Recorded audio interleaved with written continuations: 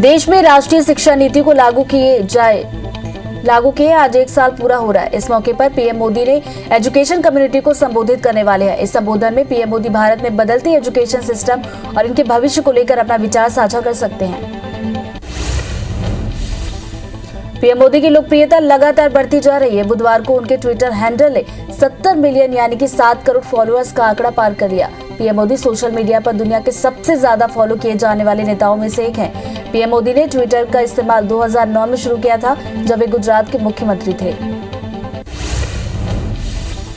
BJP के राष्ट्रीय अध्यक्ष जेपी नड्डा ने बुधवार को उत्तर प्रदेश के अलग अलग क्षेत्रों के सांसदों के साथ एक बैठक की और आगामी विधानसभा चुनाव की तैयारियों और रणनीति को लेकर मंथन किया। उत्तर प्रदेश के सीएम योगी आदित्यनाथ भी इस बैठक में शामिल हुए। नड्डा ने सभी सांसदों को अपने इलाके में यात्रा करने और आशीर्वाद यात्रा निकालने को कहा है। विदेश मंत्री जयशंकर के साथ बातचीत के बाद अमेरिकी विदेश मंत्री एंटनी ब्लिंकन ने कहा कि दुनिया में ऐसे कुछ ही रिश्ते हैं जो अमेरिका और भारत के बीच के संबंधों से अधिक महत्वपूर्ण हैं। उन्होंने कहा कि हम विश्व के 2 प्रमुख लोकतंत्र हैं और हमारी विविधता हमारी राष्ट्रीय शक्ति को बढ़ावा देती है। भारत में हमें महामारी में सहायता प्रदान की, उस सहायता को हम कभी नहीं भूलेंगे। वहीं विदेश मंत्री एस जयशंकर ने कहा कि ब्लिंकन के साथ मुलाकात बेहद अहम समय में हो रही है, जब प्रमुख वैश्विक क्षेत्रीय चुनौतियों से प्रभावी ढंग से निपटने की जरूरत है। हमारे द्विपक्षीय संबंध उस स्तर तक बढ़े हुए हैं जो हमें बड़े मुद्दों में सहयोगात्मक रूप से निपटने में सक्षम बनाते हैं। उन्होंने कहा कि कोरोना का मुद्दा स्वाभाविक और विशेष प्राथमिकता में है।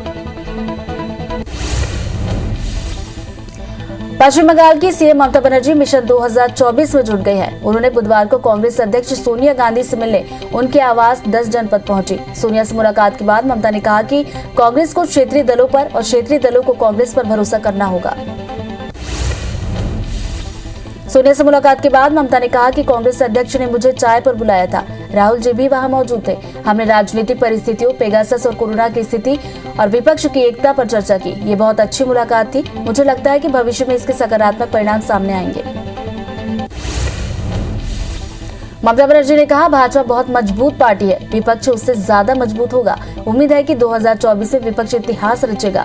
विपक्ष में एकता होनी चाहिए। हालांकि जब ममता से सवाल किया गया कि 2024 में विपक्ष का नेता कौन होगा, तो उन्होंने सीधा जवाब नहीं दिया। जासूसी कांड को लेकर विपक्ष संसद के अंदर और बाहर दोनों जगह सरकार पर हमलावर है। कांग्रेस नेता राहुल गांधी ने कहा कि हमारी आवाज को संसद में दबाया जा रहा है। हमारा एक सवाल है कि क्या केंद्र सरकार ने पेगासस को खरीदा था या फिर नहीं? क्या केंद्र सरकार ने उसका इस्तेमाल अपने देश के लोगों के खिलाफ किया था या फिर नहीं? हम ये जानना चाहते हैं।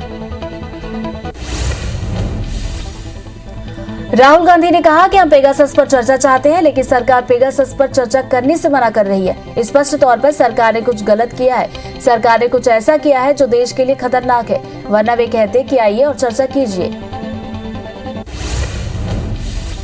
इधर केंद्रीय मंत्री अनुराग ठाकुर ने पलटवार करते हुए कहा कि सरकार चर्चा के लिए तैयार है। अगर विपक्ष के लोग मंत्री जी के हाथ से स्टेटमेंट लेकर उसे फाड़ देंगे और उत्तर दे रहे मंत्री पर कागज फेंकेंगे, तो ये परिदृश्य भारत के लिए, लोकतंत्र के लिए अच्छा नहीं है। वहीं राहुल गांधी के बयान पर संबित पात्रा ने आरोप लगाया कि राहुल गांधी सहित विपक्ष के तमाम नेता सदन की कार्यवाही नहीं चलने दे रहे। राहुल कह रहे हैं कि उनके फोन में हथियार है, उन्हें पुलिस में शिकायत दर्ज करानी चाहिए। क्या कारण है कि वे फोन की फॉरेंसिक जांच नहीं करा रहे? उनके मोबाइल में ऐसा क्या है जो वे जांच कराने से डर रहे हैं? अगले साल की शुरुआत में 5 राज्यों में होने वाले विधानसभा चुनावों को लेकर राजनीतिक दल तैयारी में जुट गए हैं। इसी बीच केंद्रीय चुनाव आयोग ने भी आगामी चुनावों को लेकर अपनी तैयारियों को लेकर मंथन शुरू कर दिया है। इसी कड़ी में बुधवार को केंद्रीय चुनाव आयोग में एक बैठक हुई, जिसे 5 राज्यों के चुनाव आयुक्त शामिल हुए। श्रीलंका ने भारत को दूसरे T20 में 4 विकेट से हराकर 3 मैचों की सीरीज 1-1 से बराबर कर ली है। भारत ने पहले खेलते हुए 20 ओवर में 5 विकेट पर 132 रन बनाए। जवाब में श्रीलंका ने 2 गेंद रहते 6 विकेट के नुकसान पर 133 रन बनाकर मैच अपने नाम किया। मैच में भारत की तरफ से बल्लेबाजों ने निराश किया। T20 के 3 मैचों की सीरीज का अहम मुकाबला आज खेला जाएगा। भारत और श्रीलंका के बीच आज तीसरा T20 मैच कोलंबो में होगा। मैच रात 8 बजे शुरू होने वाला है। आज जो टीम मैच जीतेगी, सीरीज उसी के नाम होगी।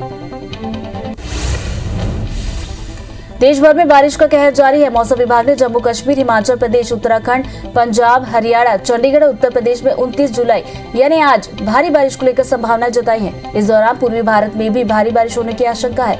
उत्तर मध्य प्रदेश के ऊपर बना निम्न दबाव का क्षेत्र कमजोर हो गया है।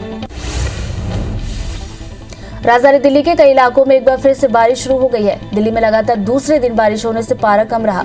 मौसम विभाग के अधिकारियों ने बताया कि दिल्ली में मानसून के कारण एक हफ्ते तक हल्की से मध्यम बारिश हो सकती है। आज दिल्ली के लिए ऑरेंज अलर्ट जारी किया गया है। देश भर में भारी बारिश से तबाही की तस्वीरें लगातार सामने आ रही हैं। हिमाचल, जम्मू कश्मीर से बुधवार को डराने वाले 3 मंजर सामने आए। यहाँ बादल फटने से 13 लोगों की मौत हो गई और 40 अभी भी लापता है। बीते एक हफ्ते की बात करें तो बादल फटने और भारी बारिश के बाद लैंडस्लाइड से हुए हादसों में 122 लोगों की जान चली गई। अमरनाथ गुफा के पास बादल फटा है, इससे भारी तबाही हुई है। बीएसएफ, सीआरपीएफ और जम्मू कश्मीर पुलिस के कैंपों को भी नुकसान पहुंचा है। हालांकि अभी तक किसी के जान माल की खबर नहीं है। इस साल कोरोना के चलते अमरनाथ यात्रा स्थगित है। इस वजह से गुफा के पास आम लोगों की मौजूदगी नहीं थी।